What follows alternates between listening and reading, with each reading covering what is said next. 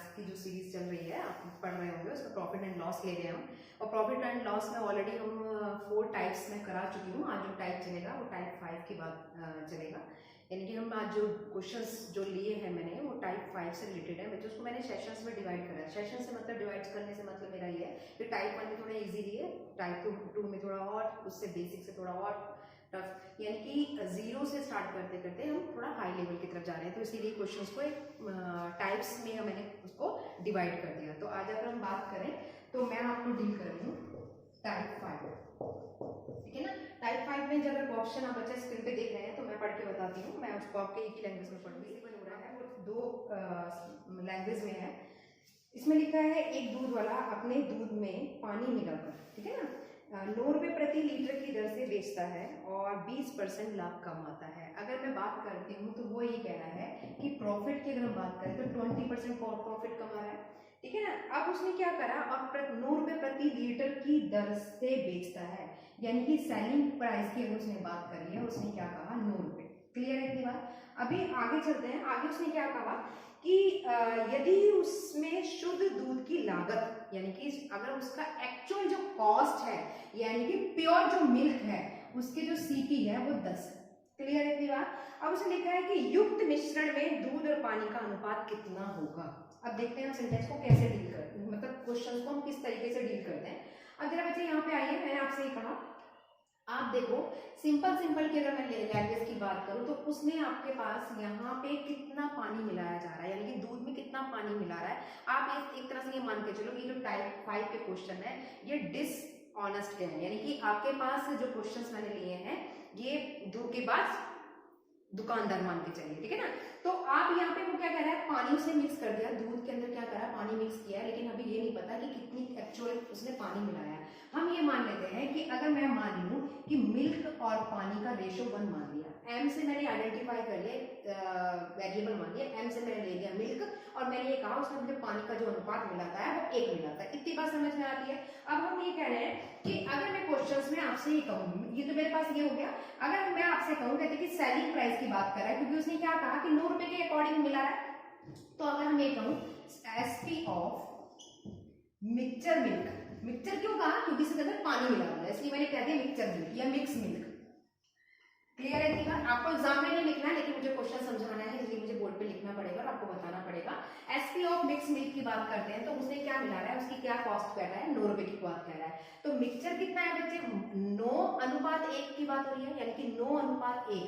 अब आप मुझे बताओ 9:1 को मैं क्या कर सकती हूँ, 9 प्लस वो सॉरी m प्लस, यानी कि यहाँ पे मैंने जो मिक्सचर का रेशो लिया है वो लिया है m/1। तो यहाँ पे मैंने क्या ले दिया, m+1 ले दिया, और इसकी जो कॉस्ट है वो कितनी है, 9 है। तो अगर मैं इसको सॉल्व करूं तो मेरे पास ये बनेगा 9m+9। इतनी बात समझ में आती है। अगर हम आगे चलते हैं, मैंने इसे कहा कि उसके पास जो कह रहा है कॉस्ट ऑफ मिल्क की जो बात कह रहा है, वो क्या कह रहा है, आपके पास जो मिल्क की उसने लागत बताई है वो कितनी बताई है, 10 रुपए बताई। तो मैं कह देती हूँ आपके पास सीपी ऑफ मिल्क वो कितना कह रहा है, आपके पास 10 है। इतनी बात समझ में आ रही है। प्रॉफिट उसने क्या कहा है कि प्रॉफिट उसके पास आता है 20%। इतनी बात क्लियर हुई। अब आप मुझे बताओ, अगर मुझे प्रॉफिट परसेंटेज निकालना हो, प्रॉफिट परसेंटेज निकालना हो तो आप क्या निकालते हैं, प्रॉफिट अगर निकालना है तो आप क्या निकालते हैं, आपके सेलिंग प्राइस ज्यादा होगा कॉस्ट प्राइस से, यानी कि इसमें से कॉस्ट प्राइस को माइनस कर देते हैं। इतनी बात तो समझ में आती है। और डिवाइडेड बाय क्या करते हैं, कॉस्ट। क्लियर। मैं वही चीज कर रही हूँ, डायरेक्ट लिख रही हूँ। यहाँ पे मैंने लिखा 9m प्लस 9 और माइनस का 10m, और बटे में क्या कर दिया, कॉस्ट प्राइस यानी कि 10m। इतनी बात समझ में आई। परसेंटेज में इसलिए मैंने 100 से मल्टीप्लाई कर दिया। क्लियर।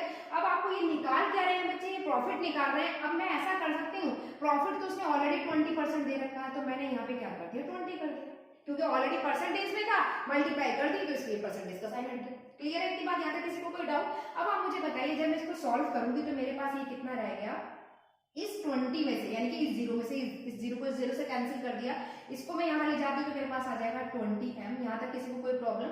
सिंपल, अगर हम इसको सॉल्व करते हैं तो मेरे पास आएगा 9 माइनस का m बटे, ठीक है ना। आप देखो हमारे पास जो वैल्यू आ रही है, अब यहाँ पे मैंने क्या करा, सीधा सीधा इसके से मल्टीप्लाई कर दी, मेरे पास आ गया 20m, इतना समझ रहे हैं। और यहाँ पे ये जो 10 बचा, सीधी गुणा कर दो, या चलो अभी आपको मल्टीप्लाई नहीं समझ में आएगा तो मैं ऐसे करती हूँ, ऐसा तो समझ में आता है। मैंने इसमें से इसको माइनस करने वाली वैल्यू बड़ी है तो हमने लिखा 9 माइनस का m और मल्टीप्लाई में कितना है 10, क्योंकि 0 कटेगी 10 बचा है, ठीक है ना। और हमने क्या कर दिया, इससे मल्टीप्लाई कर दी। तो अगर आप यहाँ पे देखें तो मैं आपको जब सॉल्व करूंगी तो मेरे पास ये वैल्यू आएगी बच्चे 20m बराबर 90 माइनस का 10m। जब मैं इधर ले जाऊंगी तो कितना हो जाएगा 30m इजिकल टू 90।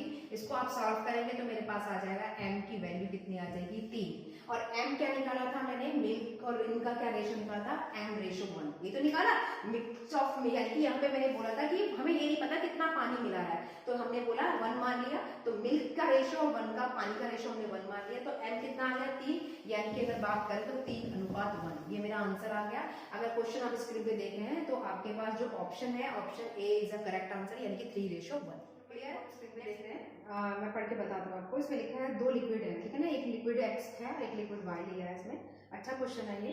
इसमें लिखा है क्रमशः 3:2। 3:2 का मतलब यानी कि उनके बीच जो लिक्विड है x एंड y, उनके बीच में जो अगर रेशो की बात करूं तो वो रेशो दे रखा है 3:2, यानी कि 3:2। इतनी बात समझ में आती है। इसमें आगे लिखा है मिश्रण को 10% के लाभ पर, यानी कि 10% के प्रॉफिट पे अगर हम प्रॉफिट की बात करते हैं तो वो दे रखा है 10%, ठीक है। अब आगे उसमें चलो तो उसमें लिखा है 11 रुपए प्रति लीटर की दर से बेचा जाता है, यानी कि अगर उसको बेच रहे हैं, यानी कि जो सेलिंग की बात कर रहा है वो कह रहा है 11 रुपए प्रति लीटर। आगे चले तो उसमें लिखा है कहते कि यदि x की कॉस्ट, यानी कि x की कॉस्ट जो दे रही है वो y के कंपैरिजन 2 रुपए प्रति ज्यादा है, ठीक है ना। जो x की कॉस्ट की बात कह रहा है वो क्या कह रहा है, y की कॉस्ट से 2 ज्यादा है। तो सीधी सीधी बात है, यहाँ पे आपको मैं एज्यूम कर लूं लेट कॉस्ट ऑफ y, ठीक है, क्या मान लू, a मान लू। अब उसने क्या कहा, जो x की कॉस्ट आएगी, यानी कि कॉस्ट तो जानते हैं, कॉस्ट प्राइस या सीपी लिख लो, शॉर्ट फॉर्म में लिख लो, सीपी लिख लो। तो सीपी ऑफ x कितना हो जाएगा, क्या कहा उसने कि लिक्विड x की जो कॉस्ट है वो y के कंपैरिजन, y के तुलना में कितनी है, 2 ज्यादा है। इतना समझ में आया। आगे चलिए उसने लिखा है x की कॉस्ट निकालनी है, यानी कि x का आपको एक्चुअल कॉस्ट प्राइस कैलकुलेट करना है। अब आप मुझे बताइए कि जब हमारे पास जो रेशो दे रखा है x और y का, वो दे रखा है 3:2। इतनी बात समझ में आती है। क्वेश्चन में देख लीजिए आपने क्या लिखा हुआ है, आपने इसमें लिखा है 3:2, ठीक है, सही है। आगे चलते हैं। अब आप मुझे बताइए, जब यहाँ पे इसमें बात करी रेशो का मतलब यानी कि इन दोनों को मिला के तो मिक्सचर तैयार कर रहे हैं। x और y का जो लिक्विड है वो कैसे तैयार होगा, इन दोनों को मिलाया। तो मैंने क्या कहा, x प्लस y कर दूं, क्लियर है इतनी बात। x प्लस y का मतलब क्या हो जाएगा बच्चे, x की जो वैल्यू है अगर मैं देखो तो 3 और y की वैल्यू कितनी है 2 है, तो मैं सीधा सीधा मल्टीप्लाई कर दूं। अगर मैं यहाँ पे 3 की बात करती हूँ, 3 का जो x का जो वैल्यू है वो कितना है, a प्लस 2 है, ऐसा कर सकती हूँ। समझ रहे हैं मेरी बात को, मैं डायरेक्ट करूं, यहाँ पे x और y की वैल्यू है, x क्या है मेरे पास a प्लस 2 है, ठीक है। a प्लस 2 में आप 3 की मल्टीप्लाई कर देंगे तो ये कितना हो जाएगा, 3a प्लस 6 हो जाएगा, ठीक है ना। आप इसकी मल्टीप्लाई करेंगे ना इसमें तो ये हो जाएगा 3a प्लस 6। और a की बात कितनी है, a कितना है 2, तो प्लस कितना हो जाएगा 2। इतनी बात समझ में आ रही है। मैंने क्या करा, सिर्फ खाली डायरेक्ट लिख दिया, इसकी इससे मल्टीप्लाई करी 3a प्लस 6 हो गया, इसकी इससे मल्टीप्लाई करी 2। अब इसने क्वेश्चन में ये कहा है कि 10% का प्रॉफिट होता है, 10% का प्रॉफिट हुआ तो 110/100 हो गया, यानी कि अगर 10% का प्रॉफिट हो रहा है 100 पर तो कितना हो जाएगा, 110 हो जाएगा। तो 110 डिवाइडेड बाय 100 कर दिया। आगे उसने क्या कहा, इसको वो यानी कि इनकी जो रेशो को वो प्रति जो बेचता है वो कितने के हिसाब से बेचता है, 11 रुपए प्रति। जो उसकी सेलिंग प्राइस है वो इन दोनों, जब इनका मिक्सचर रेडी होता है तो उसे 11 रुपए प्रति लीटर की दर से बेचता है। तो हमने क्या कहा, 3 और 2 कितने हो जाते हैं बच्चे, 3 और 2 की बात करूं तो मैं 5 हो गया, और 5 का सीधा सीधा मैंने मल्टीप्लाई करा 11 से। इतनी बात समझ में आती है। क्वेश्चंस में आगे चलते हैं। अगर मैं इसको सॉल्व करूं तो देखिए बच्चे, ये मेरे पास हो जाएगा 5a प्लस 6, ठीक है। मल्टीप्लीकेशन में है 110 डिवाइडेड बाय 100, हमारे पास है 5 मल्टीप्लाई 11, ठीक है ना। अब इतनी बात क्लियर होती है। इस 0 से 0 को कैंसिल कर दो, 11 से 11 को अगर कैंसिल कर देते हैं तो मेरे पास वैल्यू जो बचती है वो आ जाता है 5/6, क्लियर। और यहाँ पे आपके पास डिवाइड में है, उधर जाएगा तो मेरे पास क्या हो जाएगा, मल्टीप्लाई में। समझ रहे हैं ना। इस 0 से 0 को कैंसिल करा हमने, 11 से 11 को कैंसिल करा, 10 डिवाइड में था उसको हमने मल्टीप्लाई करा तो 5 मल्टीप्लाई 10 हो गया। तो आपके पास जो वैल्यू आई 50 में से अगर मैं 6 को माइनस करती हूँ तो मेरे पास आया 44, यानी कि ए की जो वैल्यू आ गई 44 डिवाइडेड बाय 5, यानी कि 5 इज 44, यानी कि 8.8। और एक्चुअल जो कॉस्ट कह रहा है किसकी पूछी है उसने, एक्स की कॉस्ट पूछी है। एक्स की कॉस्ट कितनी है बच्चे, a+2 है, क्लियर है ना, यानी कि सीपी ऑफ एक्स पूछा है उसने, तो ये कितना है a+2 है, और a की वैल्यू कितनी है मेरे पास 8.8 आई प्लस 2 को अगर आप ऐड कर देते हैं तो मेरे पास जो वैल्यू आ जाएगी वो आ जाएगा 10.8 आपका रुपीज पर लीटर। अगर आप ऑप्शन देख पा रहे हैं तो स्क्रीन पे ऑप्शन जो है ए इज अ करेक्ट आंसर, यानी कि 10.80 रुपीज पर लीटर, ये आपका आंसर है। नेक्स्ट क्वेश्चन लेते हैं। क्वेश्चन देखिए बच्चे, इसमें लिखा है एक ग्वाला है, ठीक है ना, आप उस पर भी देख रहे क्वेश्चन आ रहा है आपका, ये एसएससी आपका और डीपीएसआई का आपका क्वेश्चन है 2014 का। इसमें लिखा है एक मिल्कमैन है, ठीक है ना, वो दूध बेचता है लेकिन उसमें दूध में पानी मिला देता है और जो मिश्रण तैयार होता है और मिश्रण को शुद्ध दूध की लागत और मूल्य पर बेचता है। अब आप यहाँ समझिए उसने क्या बोला, एक ग्वाला दूध में पानी तो मिलाता है मिलाने के बाद और मिश्रण को शुद्ध दूध की लागत पर, यानी कि पानी मिलाने के बाद जो रेडी हुआ उसका मिक्सचर जो रेडी हुआ वो उसने क्या करा, उसके एक्चुअल कॉस्ट के अकॉर्डिंग बेच दिया, यानी कि सीपी पर बेच दिया। यदि प्रति लीटर दूध में कितने लीटर पानी की मात्रा मिलाई जाए जिससे उसे 25% का प्रॉफिट हो जाए, क्लियर है। अब आप मुझे बताइए, ना तो मुझे यहाँ पे दूध का पता है एक्चुअली, ना ही मुझे यहाँ पे पानी का कितना पानी मिलाया जाए, तो मैंने यहाँ पे क्या माना, क्योंकि और ये बात उसने ये कह दी कि मिक्सचर जब रेडी होता है तो जो उसकी कॉस्ट आती है वो उसके सेलिंग प्राइस के अकॉर्डिंग है, ठीक है ना। तो मैंने यहाँ पे ये मान लेती हूँ कि मैंने यहाँ पे कहा सीपी ऑफ, सीपी मतलब कॉस्ट प्राइस, ठीक है। यहाँ हम आपके पास क्वेश्चन ले लेते हैं, आपका क्वेश्चन नंबर है 3 आपका बच्चे। तो सीपी ऑफ किसकी सीपी की बात कर रहा है, यानी कि हम दूध की बात कर रहे हैं, यानी कि किसकी बात, सीपी ऑफ यहाँ पे निकालिए 1 लीटर, ठीक है, 1 लीटर ऑफ मिल्क। कितनी बात समझ में आती है, तो मैंने क्या मान लिया, 1 रुपया मान लिया, यानी कि उसकी कॉस्ट क्या मान ली, 1 लीटर दूध की कॉस्ट हमने मान ली 1 रुपीज। यहां तक किसी स्टूडेंट को प्रॉब्लम। अब इसी तरीके से मैं कहती हूँ सीपी ऑफ 1 लीटर जो आप मान रहे हैं, सॉरी सीपी नहीं एसपी, जो क्योंकि मुझे बेचना भी तो है पानी मिलाकर, सीपी ऑफ 1 लीटर किसके, अब यहाँ पे 1 लीटर मिक्स मिल्क कैलकुलेट देती हूँ, ठीक है ना, क्योंकि पानी मिला दिया, पानी मिलाने के बाद वो मिल्क कैसा बन गया, मिक्सचर बन गया, या आप ऐसे करते हैं मिक्स मिल्क बन गया, उसकी कॉस्ट भी 1 रुपीज मानी। क्यों मानी, क्योंकि उसने ये बोला कि जब उसमें पानी मिलाया गया तो जो उसका एक्चुअल कॉस्ट आ रहा था सीपी का उसी लागत पर उसको बेच दिया, क्लियर है बात। अब हमें क्या निकालना है, यहाँ पे सीपी ये वाली बात हो गई, यहाँ पे यानी कि दोनों बराबर हो गया, तो सीधी सी बात है। अब मुझे पहले बार मिल्क का हो गया, अब हमें मिल्क सीपी किसका निकालना पड़ेगा, मिक्सचर मिल्क का निकालना पड़ेगा, तो मैंने कहा CP of 1 litre of mix milk, यानी कि पानी मिलाने के बाद, क्लियर। तो पानी मिलाने के बाद वो क्या कह रहा है, जब पानी मिला दिया तो उसको कितने % का प्रॉफिट हो रहा है, 25% का प्रॉफिट कह रहा है। 25% का मतलब क्या होगा, 125, तो मैंने सीधा सीधा लिख दिया 100/125, कितने रुपए में, 1 पर, क्लियर है कि बात, डायरेक्ट करा, कितना प्रॉफिट है 25 प्रॉफिट है, यानी कि 125 हो गया, और हमारे पास 100 और मल्टीप्लाई 1 कर दिया, क्योंकि 1 रुपए की बात कर रहे हैं, क्योंकि एक का कैलकुलेट कर रहे हैं। तो आप इसको अगर सॉल्व करो तो आपके पास आएगा 4/5, यानी कि 25 चौक 100, 25 125, यानी कि आपकी जो रेशियो आ गई वो कितनी आ गई, 4:5, क्लियर है। अब इस क्वेश्चन को हम कैसे सॉल्व कर सकते हैं, एलिगेशन से सॉल्व कर लूं मैं, अगर आपको बताऊं, यहाँ पे मैं लिख दूं सीपी ऑफ मिल्क, ठीक है, और यहाँ पे मैं लिख देती हूँ सीपी ऑफ मिक्स मिल्क। बच्चे आपको एग्जाम में नहीं करना है, मुझे समझाना है इसलिए बोर्ड पे लिखना पड़ रहा है, आप एग्जाम में इस तरीके से नहीं करेंगे, आप तो डायरेक्ट ही करेंगे। यहाँ पे सीपी ऑफ मिक्स मिल्क की बात करी थी 1, और यहाँ पे मैंने क्या कहा, जब सीपी ऑफ मिक्स मिल्क, अभी आया ही नहीं है मेरे पास सीपी ऑफ मिक्स मिल्क का, तो मैंने यहाँ पे क्या कर लिया, 0 मान लिया, क्लियर है बात। तो यहाँ पे अगर मैं बात करती हूँ तो इनका जो अनुपात आ रहा है वो कितना आ रहा है, 4/5 आ रहा है, और इसमें से एलिगेशंस के अकॉर्डिंग जब आप इसको में से माइनस करते हैं तो हमारे पास कितना आ गया, 4/5, और इनमें से 4/5 में से अगर मैं इसको माइनस करती हूँ, यानी कि 1 - 4/5, तो मेरे पास आ गया 1/5, क्लियर है इतनी बात। तो मेरे पास अगर मैं रेशियो ऑफ, ठीक है, सीधी सीधी बात है, ये आंसर आ जाएगा, लेकिन फिर भी अगर निकालना हो, ratio of milk and water की बात हो रही है, तो मेरे पास हो जाएगा 4:5, और यानी कि 1:5, क्लियर है इतनी बात। तो आपसे उसने खाली क्या पूछा है, वो आपका यानी कि आपसे उसको पूछ रहा है वैल्यू ऑफ वाटर, यानी कि उसके अंदर कितना पानी मिलाया जाए। तो अगर मैं रेशियो की बात करती हूँ, क्वेश्चन में वो ऐसा भी कह सकता था, अगर वो रेशियो की बात करता तो बच्चे मेरा आंसर ये होता मिल्क एंड वाटर का रेशो ये है, यानी कि ये 4/5 हमारा ये मिल्क का आया था, मिक्स मिल्क, पानी मिला दिया था इसके अंदर। अब कितना पानी मिलाया वो हमारे पास ले आया, तो यानी कि 1/5। अगर ऑप्शन आप देखें तो B is the correct answer, यानी कि 1/5। क्लियर है? नेक्स्ट क्वेश्चन लेते हैं।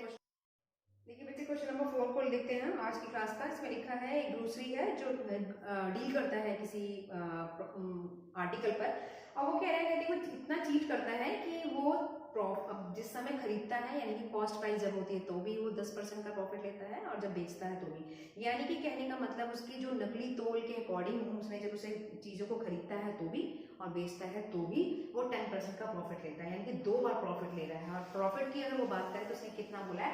10% बोला है।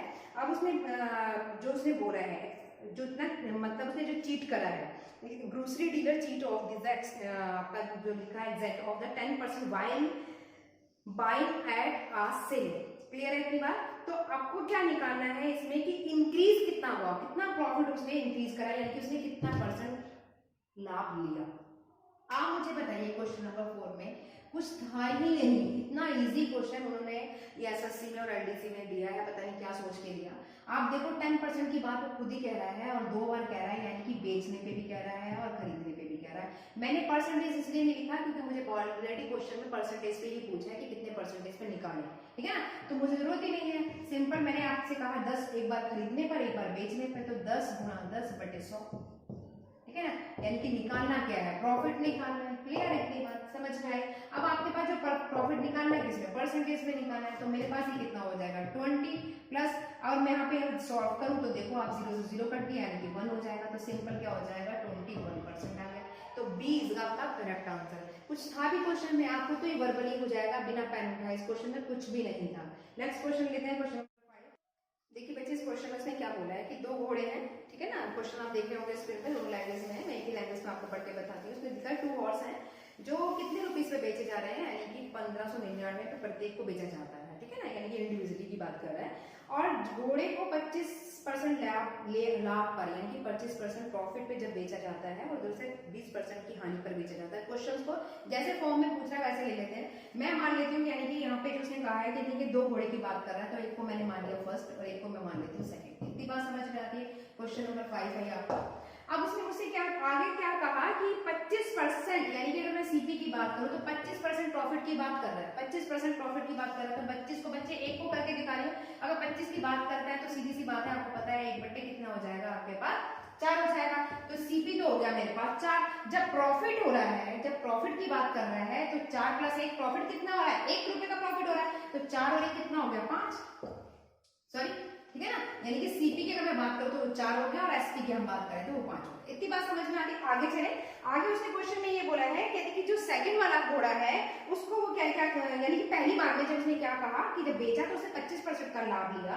नेक्स्ट टाइम वो कह रहा है दूसरे को, यानी कि पहले वाले घोड़े के लिए तो उसने ये कंडीशन अप्लाई करी, जब जो दूसरा वाला घोड़ा है उसके लिए उसने 20% की हानि दी। क्लियर है इतनी बात? अब आपको निकालना क्या है, उसने क्या पूछा है कि आप ये निकालिए कि कुल प्रतिशत लाभ हो रहा है या हानि हो रही है, ये कैलकुलेट करना। अब आप मुझे बताओ दूसरे वाले क्वेश्चंस में उसने क्या बोला कि आपके पास यहाँ तो उसने बोला 25% प्रॉफिट हुआ, दूसरे में उसने कहा कि आपके पास 20% हानि हो रही है।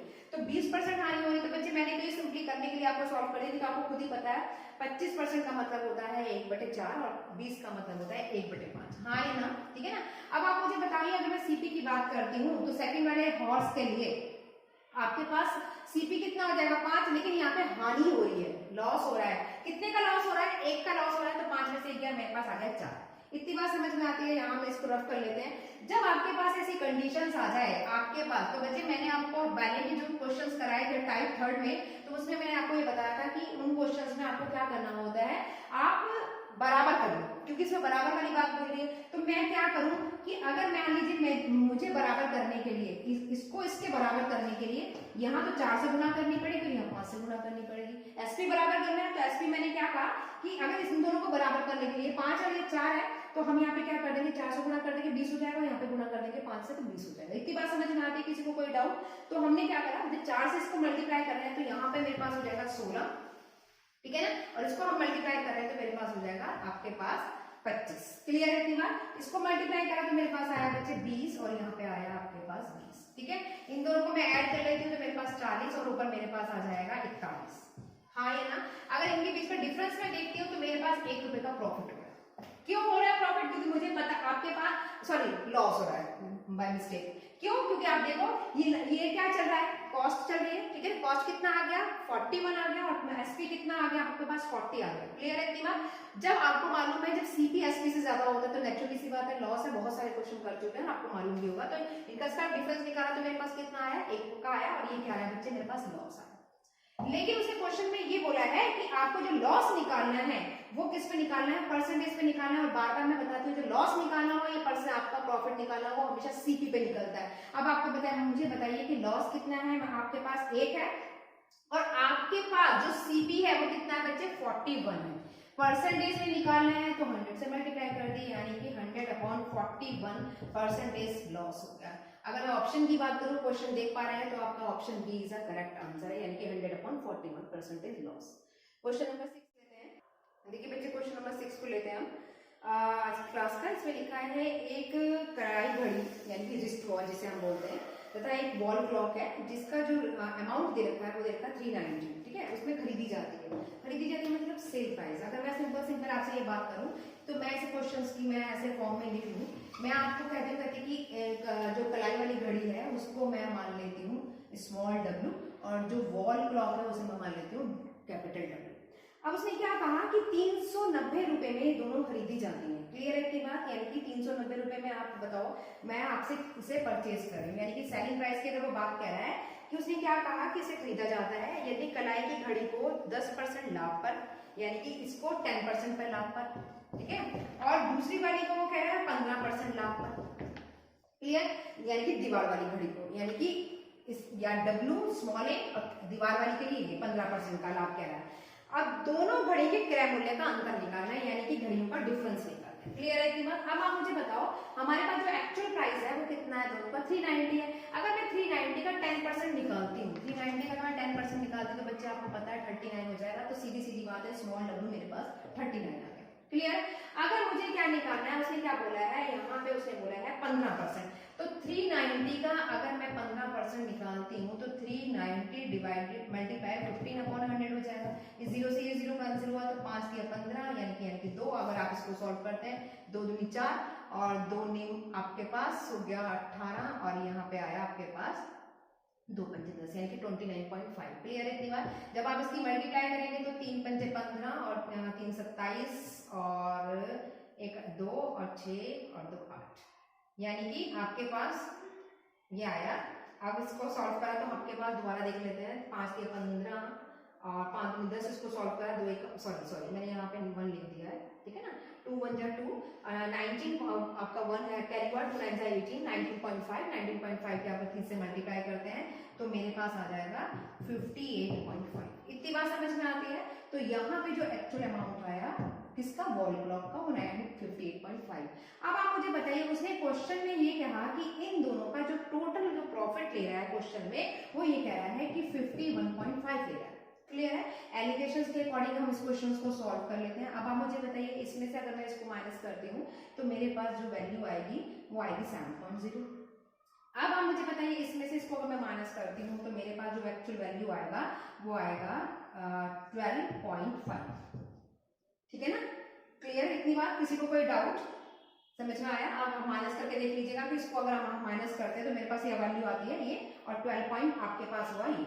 ठीक, अब आप मुझे बताइए कि डेसिमल या तो डेसिमल से डेसिमल को कैंसिल कर दे। एक तरीका तो ये है कि मैंने डेसिमल से मैं कैंसिल कर दिया और मैंने इसको क्या कर लिया, कहते कि इसको डिवाइड, इसको 2 से मल्टीप्लाई कर दूं, ठीक है ना। या डेसिमल को नहीं भी रिमूव करो, सिंपल, कोई फर्क नहीं पड़ता। यहाँ पे तो 7.0 है और यहाँ पे अगर मैं इसको 2 से मल्टीप्लाई कर दूं, उसको भी 2 से मल्टीप्लाई कर दूं तो मेरे पास यहाँ पे 14 हो जाएगा। और मैं यहाँ पे मैं देखूं ऊपर लिख देती हूँ क्योंकि नीचे विजिबल ना हो। तो इसको मैं इससे मल्टीप्लाई करती हूँ बच्चे। मैंने मल्टीप्लाई इसलिए करा क्योंकि यहाँ पे डेसिमल की फॉर्म आ रही थी और मैं चाह रही थी कि इजीली कट जाए, ठीक है ना। यहाँ पे क्योंकि वैल्यू जो आ रही है 12.5 में आ रहा है और यहाँ पे 7.0 आ रहा है, तो मैंने इसको मल्टीप्लाई करा तो मेरे पास यहाँ पे तो 14 हो गया। और यहाँ पे अगर मैं मल्टीप्लाई कर रही हूँ इसका आपके पास, तो मेरे पास हुआ 5 10 और यह 4 और ये हुआ आपके पास 5, यानी कि आपके पास वैल्यू है 25, यानी कि डेसिमल 25.0। क्लियर है इतनी बात? ठीक है, 0 की तो कोई वैल्यू होती नहीं, तो सीधा सीधा मैंने क्या करा 12.5 की अगर 2 से गुणा करते तो 25 आ गया। इतनी बात क्लियर?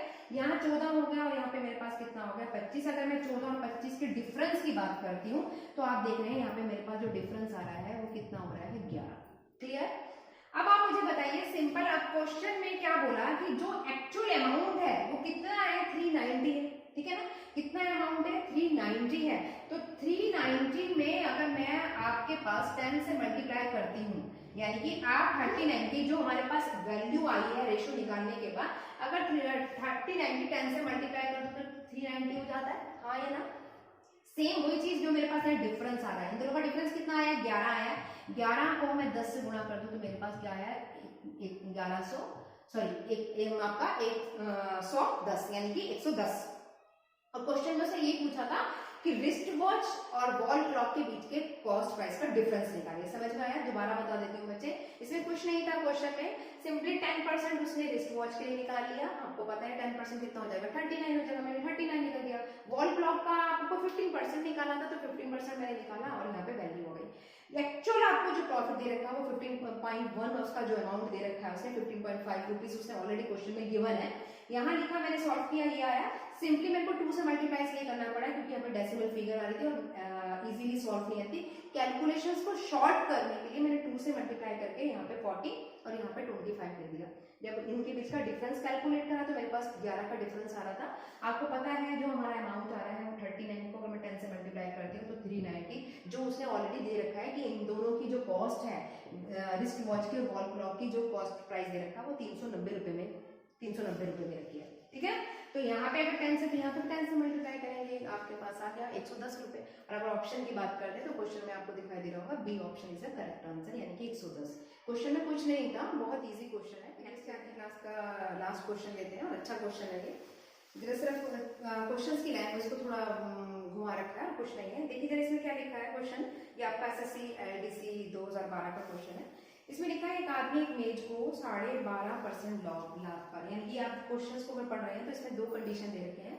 क्वेश्चन नंबर 7 में देखिए, मैंने टेबल के लिए टी मान लिया और चेयर के लिए सी मान लिया। क्वेश्चन में उसने दो कंडीशन कही, यानी कि मैं अगर फर्स्ट कंडीशन की बात करती हूँ तो ये मेरे पास फर्स्ट कंडीशन हो गई।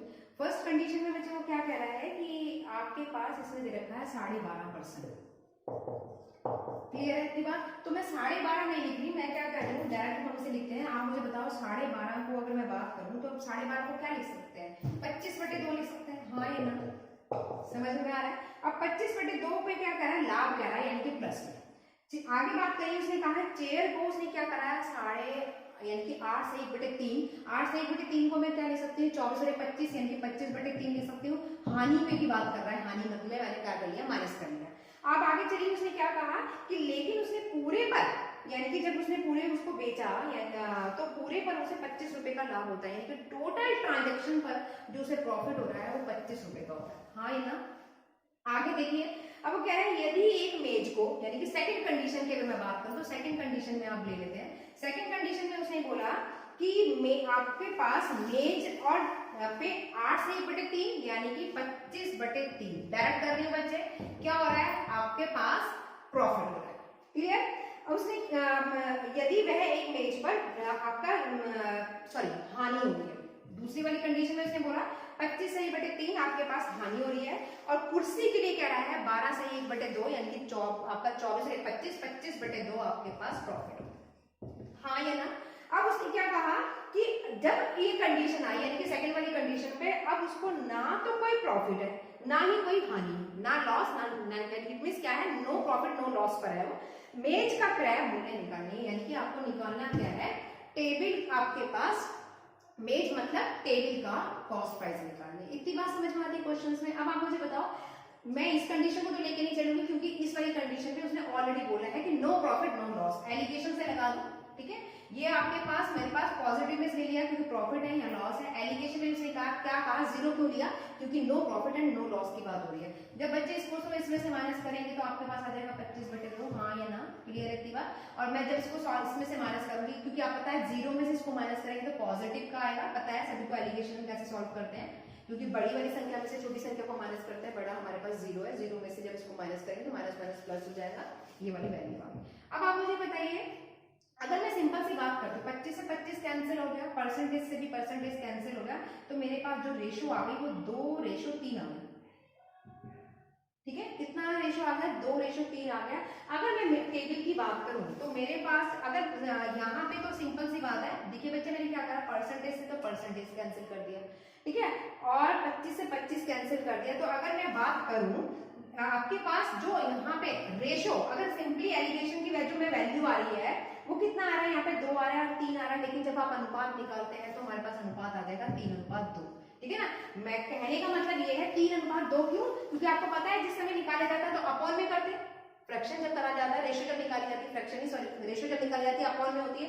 तो यहाँ पे जो वैल्यू हमारे पास आ रही है 2 और 3 आ रही है, वो पलट जाएगी तो 3 और 2 हो जाएगी, यानी कि टेबल के लिए 3 हो जाएगा और चेयर के लिए 2 हो जाएगा। इतनी बात तो सभी को मालूम होगा, आई थिंक इसमें कोई प्रॉब्लम नहीं होगी। अब आप मुझे बताइए कि यहाँ पर अगर मैं सिंपल सी बात है, यहाँ पे ये वैल्यू परसेंटेज में है, तो मैं क्या करूं ताकि इस वाली फॉर्म से मेरी इस वाली कैलकुलेशन इजी हो जाए। तो मैंने क्या करा, इसको परसेंटेज बनाने के लिए 100 आपके पास इन दोनों की मल्टीप्लाई करी, यानी कि 6 आया, और 6 में मैं क्या करती हूँ 100 से मल्टीप्लाई कर देती हूँ, क्योंकि यहाँ पे वैल्यू परसेंटेज का विदाउट मेरी परसेंटेज है। तो मेरे पास आ गया 600, ठीक है।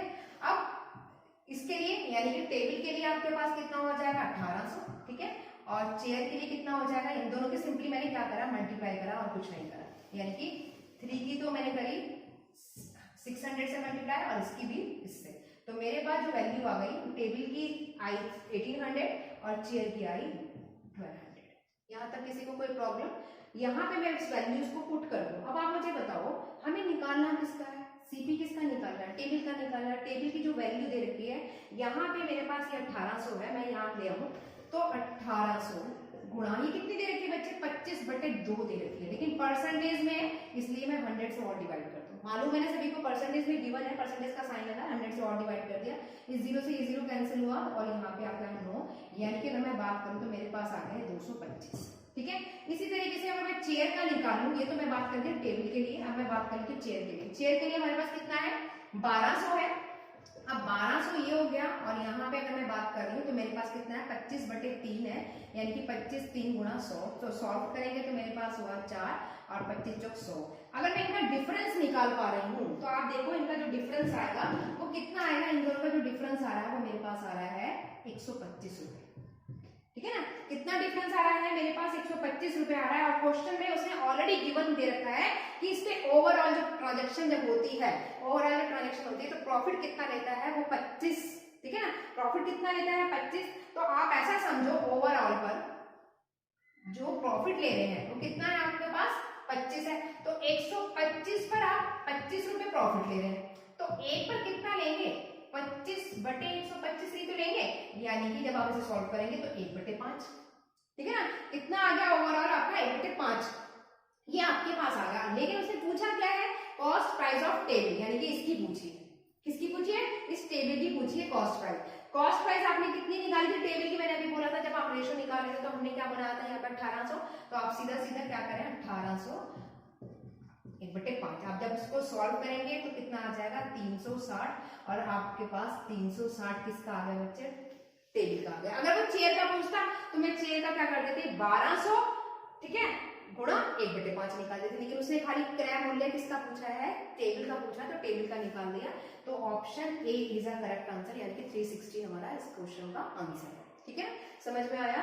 और कुछ नहीं किया हमने, खाली 2 कंडीशन दी, दोनों कंडीशन को सेपरेट रख दिया, वैल्यूज पुट कर दी, एलिगेशन मेथड लगाया, एलिगेशंस में इसको हमने बराबर करने के लिए क्या करा, जब बराबर हुआ तो हमें पता है यहाँ वैल्यू हमारे पास 2 है और 3 है, जब रेशो में निकालते हैं तो मेरे पास यहाँ 3:2 आ गया, और इसको इक्वल करना था क्योंकि मुझे सॉल्व करना था, मैंने क्या करा इन दोनों को मल्टीप्लाई करके क्या कर दिया 6 कर दिया।